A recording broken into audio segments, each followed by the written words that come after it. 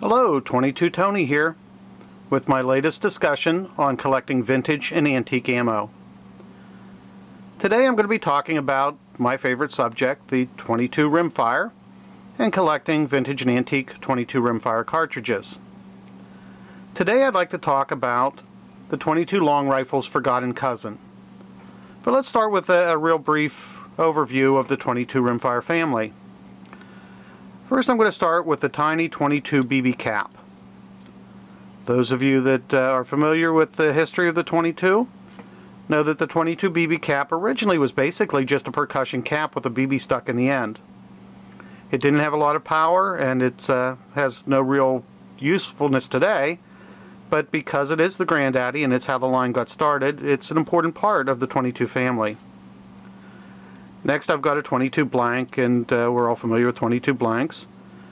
And the next two I've got here together look the same, and if you look at them, it's basically impossible to tell them apart by looking at them. First, we got the 22 CB and then the 22 short. So what is the difference between the 22 CB and the 22 short? The only real difference is the powder load. The 22 CB is a very light load. In fact, some cases it's only loaded with the primer, or it may have a very small amount of powder in it, but it is a low velocity, low power load. Can be used for target shooting, indoor target shooting, but otherwise it doesn't have a lot of value as far as hunting or game. The next I have is a 22 long, and then I've got two 22 long rifles. Now again, those of you that are familiar with the line probably already know, but if you look at them, the case itself is the same. The 22 long and the 22 long rifle are very similar. The only difference is the bullet itself. On the 22 long rifle, it is just a little bit longer, and they tend to be a little bit higher power, and now with the modern high velocity loads, those would be long rifle only. You wouldn't find those in a 22 long. And to the far right, I have the powerhouse of the family, is the 22 Magnum.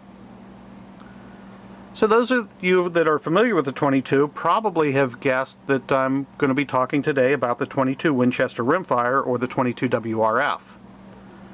You probably know the 22 WRF was introduced in 1890 for the Winchester Model 1890. They called it a slide action rifle, what we would call a pump action. Well, if that's what you guessed we were going to be talking about today, you're actually wrong. I'm going to be talking about the real forgotten cousin of the 22 long rifle, and that's the 22 automatic. Probably many of you have never even heard of a 22 automatic. The 22 automatic was introduced for the model 1905 Winchester semi-automatic rifle. And it was a little bit different than the long rifle for a very important reason. At the time, 22 cartridges, many of them were still made with black powder. Black powder does not burn clean, and in the 22 automatic mechanism, the black powder would eventually clog it up and make the rifle inoperable. So it was important that the model 1905 only be used with, at the time, semi-smokeless or smokeless powders. Well, the only way that Winchester could be sure that that would be the case was to come up with a slightly different cartridge. The case for the 22 auto is just a little bit larger than the case for the 22 long rifle. The bullet itself is the same diameter, but it's a slightly larger diameter case. This prevented the 22 long rifle from being loaded into the model 1905. Now, as far as I know, the model 1905 Winchester is the only weapon of any sort that was ever produced for the 22 automatic. I think there might have been a TC Contender barrel, but I'm not even sure on that. Basically, this particular cartridge was made for that one rifle. Now, there were many of those rifles made, so the cartridge did carry on for many years. It is now made occasionally in limited quantities, but it's not a regular production run. Now today I did bring a couple of boxes, of course, since my collection is the paper boxes. Of course I was going to bring a couple of those to today's discussion. And what I have here on the left, I've got a Peters Rustless 22 Winchester automatic. It's a pretty rare box. The 22 automatics, like I said, they weren't made in huge quantities. The ones that were made were mostly used, so to find a full box is rather unusual. Now this box has a little bit of damage on the end, but because of the rarity of the box, you know, it's still a very collectible item. This particular box is early 1930s.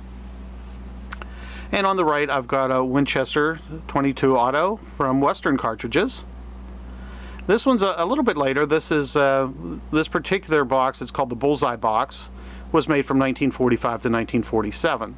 So very limited run of a very limited ammo makes this a pretty collectible, pretty desirable box. And this one's in pretty nice condition.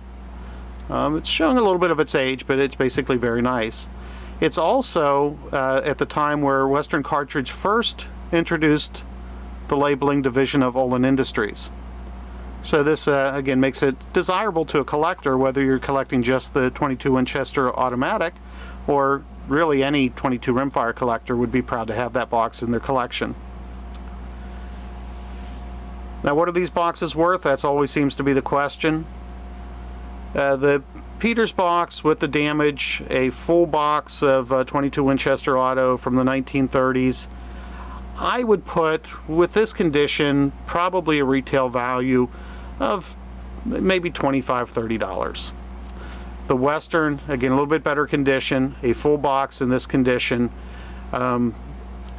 at a gun show or a collector show, you'd probably be looking $40, $45, maybe $50 for this box. It's, again, not a very common box at all. Well, I'm going to end my discussion on that note. Again, this is one of my favorite areas of collecting is the 22 Rimfire. And there are many different ways you can go with the 22 Rimfire collection. This is just one way, is the 22 Winchester Auto. If you collected just that particular cartridge, there are dozens, probably hundreds of different box variations available, and they're all pretty difficult to find, so it could take you a very long time to put together that collection. So I hope you liked my discussion today, and I do want to thank you for watching my video. I hope you'll check out my other videos, and hopefully you are a cartridge collector, and if not, maybe it's something to think about. If you're not interested in the 22 Rimfire, there's shotgun shells, there's handgun cartridges, rifle cartridges. The possibilities are endless. So go out and collect something, and thanks for watching.